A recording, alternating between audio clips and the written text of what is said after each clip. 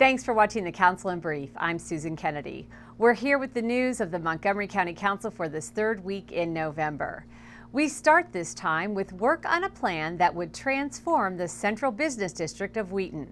The plan focuses on efficient transportation, better pedestrian connections to the Metro's Red Line, as well as environmental sustainability.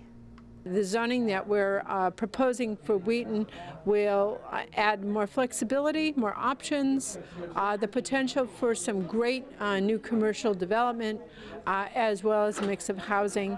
And there are some infrastructure issues that will add some additional mobility, and will make it a more pedestrian and really lively place.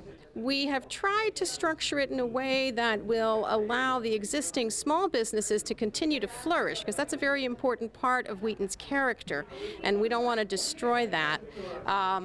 We also have a real emphasis on making a better pedestrian environment. Part of, I think, what may be holding Wheaton back is there are places where it is hard to walk around. It's not necessarily pleasing aesthetically. So we're hoping that the master plan will lead to improvement in streetscape and in pedestrian connections.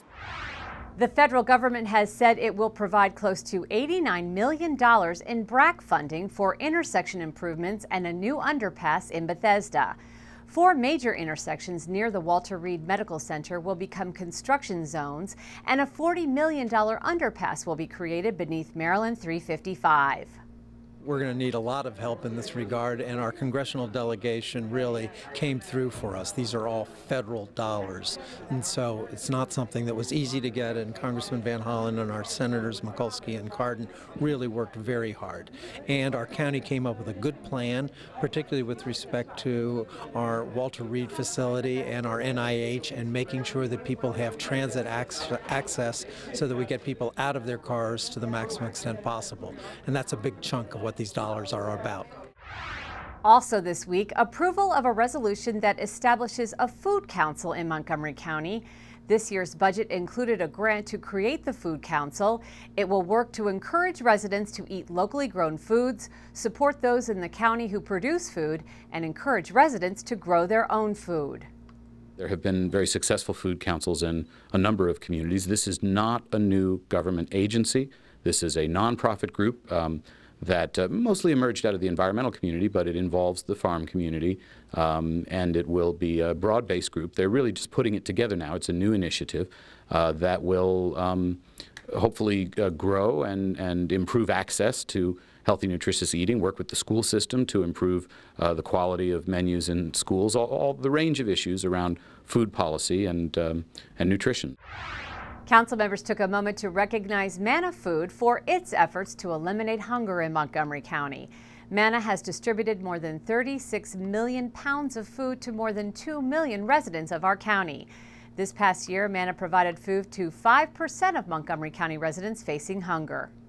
Of course, when we hit November, we're oftentimes thinking about Thanksgiving and giving thanks and making sure that we remember those that are less fortunate than us. And today, we get a chance to recognize someone who actually does this 365 days a year.